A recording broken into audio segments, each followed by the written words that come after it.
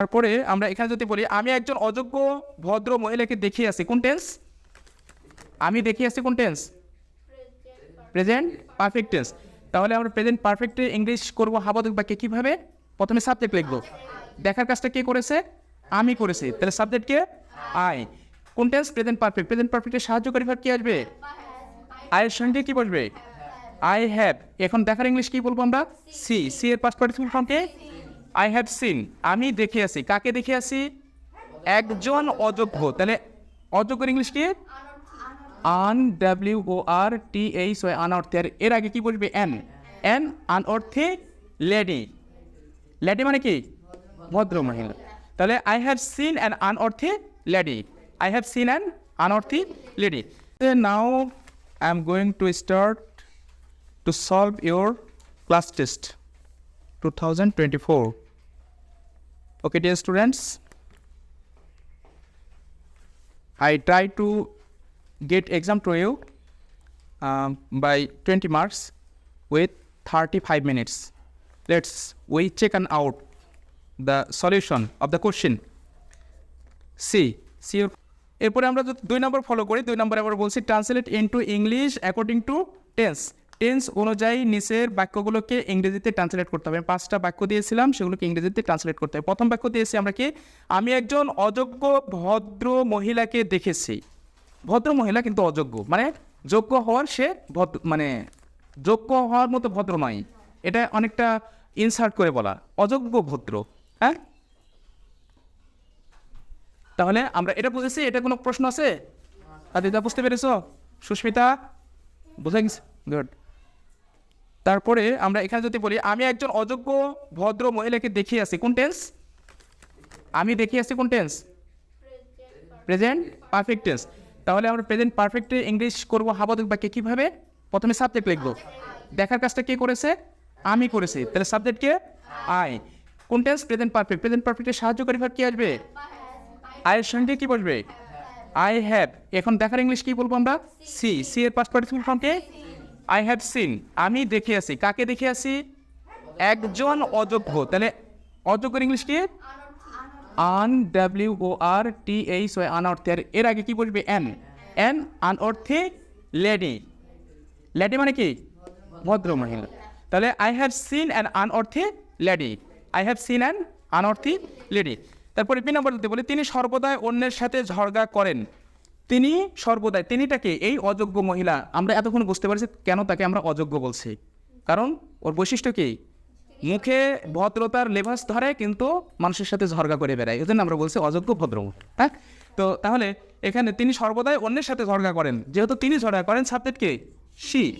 আচ্ছা, সি ঝগড়া করার ইংলিশ কি?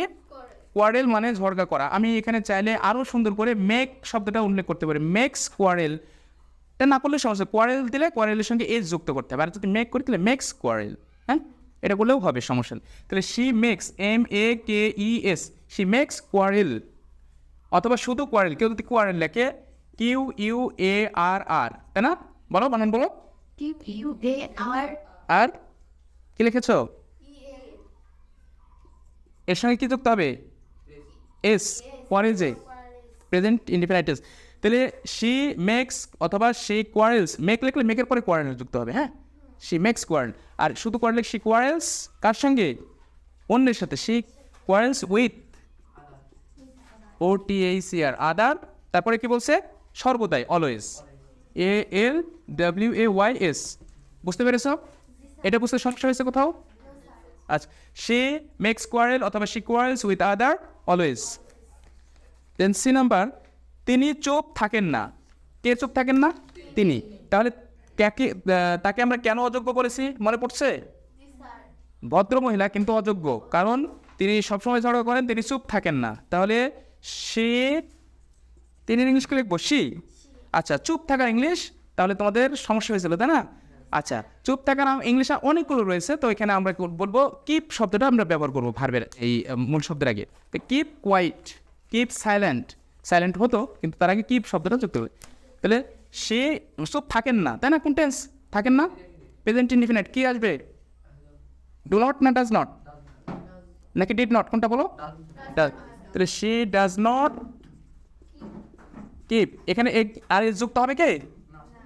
হবে না। তাহলে she does not keep silent, SILENT, she does not keep silent, তিনি চুপ থাকেন না।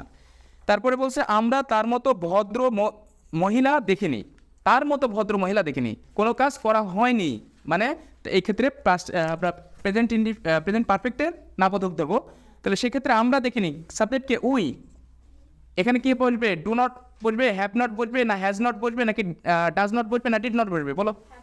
Have not. তাহলে we have not, we have not মানে আমরা দেখিনি। তারপরে উই হ্যাভ নট সিন যখন দেবো তখন দেখিনি হবে, তাই না? তাহলে উই হ্যাভ নট সিন, আমরা দেখিনি, কি দেখিনি? তার মতো ভদ্র মহিলা। We have not seen a lady, একজন ভদ্র মহিলাকে দেখিনি, লাইক মানে কি? মতো, হার, লাইক হার, তার মতো। কঠিন লাগলো? তাহলে we haven't seen a lady like her, আমরা তার মতো ভদ্র মহিলা দেখিনি। সারাদিন ধরে মিথ্যা বলিতেছিল, কোন টেন্স?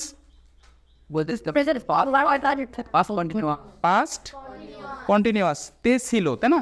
Past continuous. কি লিখবো? সে। তাহলে কি লিখবো? শি।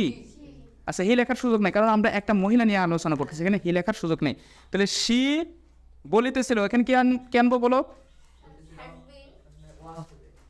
বুঝে বলো। একজন বলছে হ্যাড বিন, একজন বলছে ওয়াজ, কোনটা কারেক্ট নিব আমরা?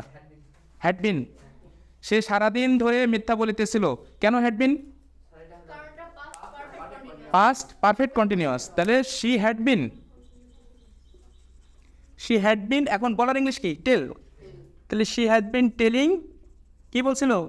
লাই, telling a LI, she has been telling a lie, সে মিথ্যা বলিতেছিল, এতক্ষণ আমরা বলছিলাম, এবং সারাদিন ধরে। তাহলে কি বলবো? ফর এই সারাদিন ইংলিশ কি বলবো আমরা? WHOLE, হোল ডে, সম্পূর্ণ দিন, সারাদিন। She had been telling a lie for whole day, তিনি সারাদিন ধরে মিথ্যা কথা বলিতেছিলেন।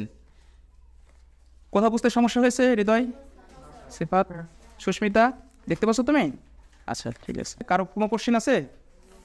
বুঝতে পেরেছো?